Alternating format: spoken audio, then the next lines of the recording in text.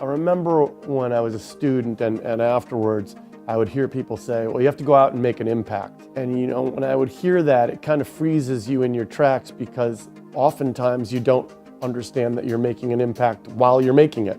And impact is something that you only see when you look back over your shoulders and see what you've accomplished.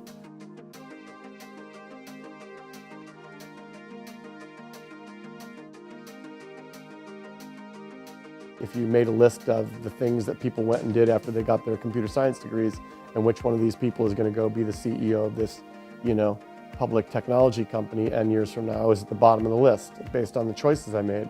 I turned down all my technology jobs and went to Chicago and, performed at Second City and tried to get into Second City and did improv comedy for a few years. You're standing in front of 2,000 people at 10 p.m. at night and without a script and on stage for an hour with two other people.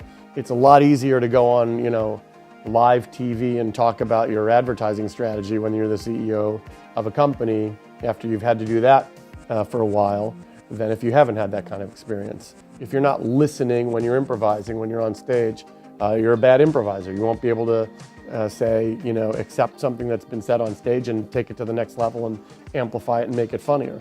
Probably 70% of what good managers do is listen. And so being on stage in Chicago and developing those habits and making sure I was listening to what was going on instead of thinking about what I wanted to say next, all those things help make you a better leader and a better manager.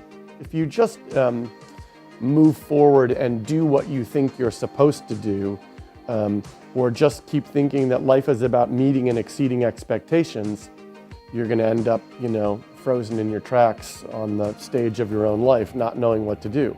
If, on the other hand, you take risks and understand that when you take risks and make courageous choices, that all sorts of opportunities are going to avail themselves to you, and that might, in fact, be the fastest way to a tremendously successful career or a leadership position.